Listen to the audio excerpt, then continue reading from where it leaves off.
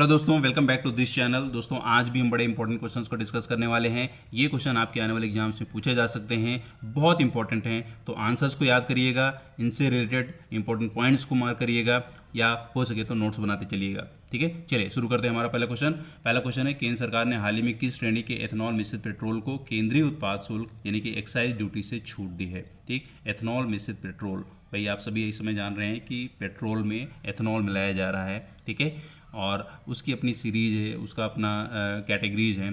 ठीक है, E10, E15, E22, E30, है ना, ये सब इस तरीके से रेंज रखा गया है, आप इसको दिमाग में रख सकते हैं। फिलहाल किस रेंज के लिए यहाँ पे गवर्नमेंट ने ये छूट दी है, तो इसका करेक्ट आंसर है E22 से E30। जी हाँ, इस रेंज में जो एथेनॉल मिश्रित पेट्रोल की कैटेगरीज वैरायटी हैं, उनमें एक्साइज ड्यूटी हटा दी गई है। मतलब कि जो कंपनीज एथेनॉल मिश्रित पेट्रोल को इंपोर्ट कर रही हैं, उनको एक तरीके से ये डायरेक्ट फ़ायदा मिलने वाला है ना। डायरेक्ट फ़ायदा देश को भी होगा। भाई यहाँ पे क्या होगा कि जब एथेनॉल मिश्रित पेट्रोल को ज़्यादा से ज़्यादा इंपोर्ट किया जाएगा, तो गवर्नमेंट जो एक तरीके से रिक्वायरमेंट है उसको फुलफ़िल कर पाएगी, है ना। तो इस पर स्टैटिक पॉइंट आप समझ सकते हैं। अभी देखिए क्या है कि E20 से लेकर E30 मैंने आपको बताया कि इन मिश्रणों के लिए यहाँ पे गवर्नमेंट ने सब्सिडी के तौर पे एक तरीके से छूट दे दी है। ठीक है, अच्छा, अगर इथेनॉल की बात करें तो आप सभी जानते हैं कि ये एक अल्कोहल होता है, और मुख्य रूप से जो चीनी उद्योग में शीरा निकलता है, मोलासेस, है ना, उस पर एक तरीके से फर्मेंटेशन करके बनाया जाता है, अनाज से फर्मेंट करके बनाया जाता है ना। अच्छा, इसके टर्म में क्वेश्चन आपसे पूछा जा सकता है कि पेट्रोल में जो एथेनॉल की ब्लेंडिंग की जा रही है, उस एथेनॉल को निकालने का या पाने का जो मुख्य सोर्स है, मुख्य प्रोडक्ट है, वो क्या है। तो उसमें गन्ना है और मक्का, ये दोनों बहुत इंपॉर्टेंट हैं, दिमाग में रखिए। ठीक है, क्वेश्चन पूछा जा सकता है। चलिए नेक्स्ट क्वेश्चन, भारत ने किस देश को हराकर पुरुष अंडर 18 एशिया कप हॉकी का खिताब जीता है। बहुत इंपॉर्टेंट है भाई। देखो, स्पोर्ट्स कैटेगरी में जितने भी इवेंट्स होते हैं, ठीक है, छोटा से छोटा इवेंट भी, है ना, जहाँ पे भी नेशनल रिकॉग्निशन है, उसको आप डिनाई मत करिएगा।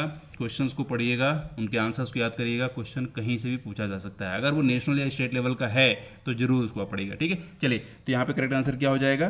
करेक्ट आंसर है जापान। जी हाँ, भारत ने जापान को अंडर 18 एशिया कप में हरा दिया है। ठीक है, और ये किस में किया है, हॉकी में किया है। ठीक, इसके स्टैटिक पॉइंट को समझिए। तो भाई अगर यहाँ पे महिला टीम की बात की जाए, तो महिला टीम ने भी दक्षिण कोरिया को 3-0 से हराकर कांस्य पदक जीता है। ठीक है, हमारी महिला टीम ने भी यहाँ पे कांस्य पदक जीता है, और पुरुष टीम ने तो भाई यहाँ पे कप का खिताब ही पूरा जीत लिया है ना। तो अगर स्टैटिक पॉइंट समझे, नियामक संस्था, तो भारत में हॉकी का संचालन हॉकी इंडिया यानी कि HI के द्वारा किया जाता है, और इसका मुख्यालय नई दिल्ली में है। ठीक, अंतर्राष्ट्रीय संस्था की बात करें, जिसको हम शॉर्ट में FIH बोलते हैं, इसका मुख्यालय लोसाने यानी कि स्विट्जरलैंड में है। ठीक है, राष्ट्रीय खेल दिवस बड़ा इंपॉर्टेंट है, इससे संबंधित याद रखिए दिमाग में कि जो हॉकी के जादूगर बोले जाते हैं मेजर ध्यानचंद, उनकी जयंती के उपलक्ष्य में 29 अगस्त को राष्ट्रीय खेल दिवस मनाया जाता है। ठीक है, ये रखिए पॉइंट। कई बार क्या होता है कि इंपॉर्टेंट डेज और इवेंट्स के टर्म में क्वेश्चन बन जाता है ना। तो 29 अगस्त को याद रखिए राष्ट्रीय खेल दिवस के रूप में। चलिए बढ़ते हैं नेक्स्ट क्वेश्चन के रूप में। अंतर्राष्ट्रीय खेल दिवस वैश्विक स्तर पर कब मनाया जाता है। अंतर्राष्ट्रीय खेल दिवस की बात हो रही, अभी हमने जो डेट याद की वो किसके लिए था, राष्ट्रीय स्तर पे। अब यहाँ पे अंतर्राष्ट्रीय खेल दिवस, ठीक है, तो ये करेक्ट आंसर क्या है। करेक्ट आंसर है 11 जून। जी हाँ, तो अंतर्राष्ट्रीय खेल दिवस हर साल 11 जून को मनाया जाता है, और पहली बार इसे 11 जून 2024 को मनाया गया था। ठीक, अच्छा, इस बार की जो थीम रही है वो याद रखिए, खेल की रक्षा, बचपन की रक्षा। ठीक है, तो एक तरीके से यहाँ पे क्या है, protect the play and protect the childhood, है ना। इंग्लिश में भी पूछा जा सकता है, और हिंदी में तो मैंने आपको दे ही दिया है। तो थीम जरूर याद रखिए भाई। क्या होता है, कई बार जब इंपॉर्टेंट डेज एंड इवेंट्स के टर्म में क्वेश्चन बनता है, तो उस इंपॉर्टेंट डे के इवेंट को तो पूछ ही लिया जाता है, साथ में कई बार थीम पूछ लिया जाता है कि इस बार इसको मनाया गया, इसकी थीम क्या थी, है ना। तो इसकी थीम क्या है, खेल की रक्षा, बचपन की रक्षा। चलिए आगे बढ़ते हैं। अंतर्राष्ट्रीय यात्रा के लिए EG कनेक्ट मॉडल के तहत एकीकृत होने वाला भारत का पहला शहर कौन सा बन गया है। अयोध्या, वाराणसी, जयपुर या लखनऊ।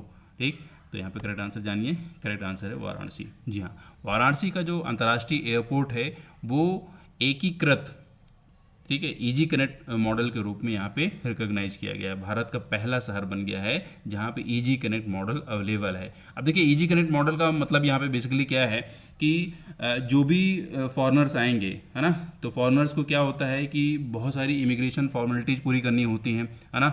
अपने कागजात चेक करवाने होते हैं, अपने लगेज चेक करवाने होते हैं। ये सारी फॉर्मेलिटी क्या है कि वाराणसी एयरपोर्ट पे भी मतलब वन टाइम में ही सारी फॉर्मेलिटी पूरी हो जाएगी। आगे वो जहाँ भी इंडिया में टहलना चाह रहे हैं, जहाँ पे भी फ्लाइट पकड़ना चाह रहे हैं, वहाँ उनको बहुत ज़्यादा दिक्कत नहीं आने वाली है। ठीक है, तो ये अपने आप में अच्छी बात है।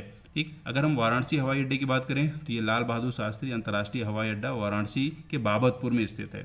ठीक है, और इस क्षेत्र का प्रमुख हवाई अड्डा है। पूरा इसका नाम क्या है? लाल बहादुर शास्त्री अंतर्राष्ट्रीय हवाई अड्डा, ये दिमाग में रखिए। और नागरिक उड्डयन मंत्रालय आप सभी जानते हैं कि ये विमानन क्षेत्र के विकास और विनियमन को देखता है ना, रेगुलेट करता है उसको।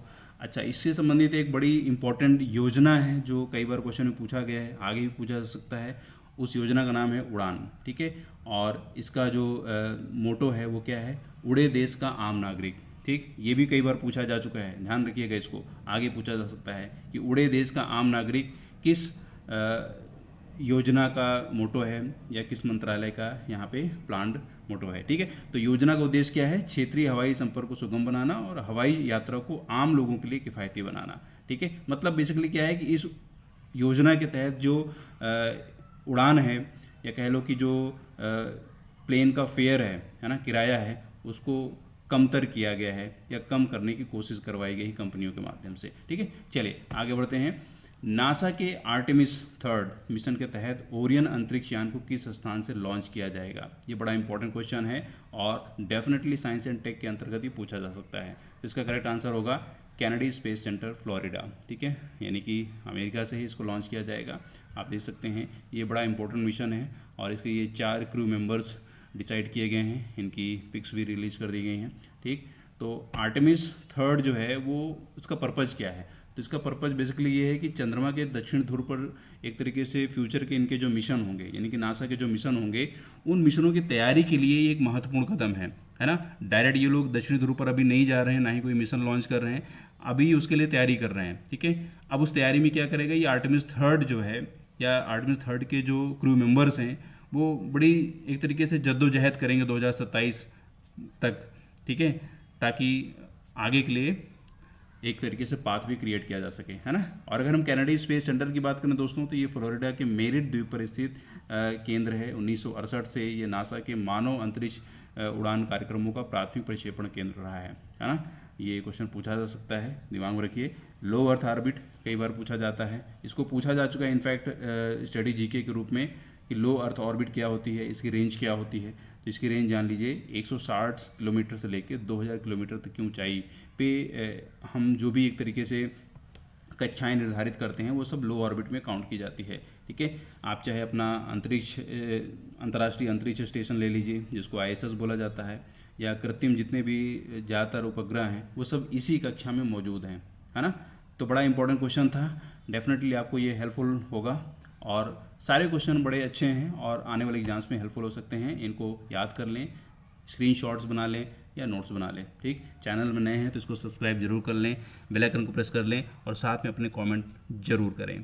ठीक है, आपके क्वेश्चन हमारे लिए बहुत ही वैल्यूएबल हैं, इनको आंसर करना मेरे लिए बहुत ही एक तरीके से लर्निंग भी होगा और एक प्राउड फीलिंग भी दिलाएगा, ठीक, कि मैं आपकी हेल्प कर पा रहा हूँ। चलिए मिलते हैं अगले वीडियो में, तब तक have a nice day, great day, thank you.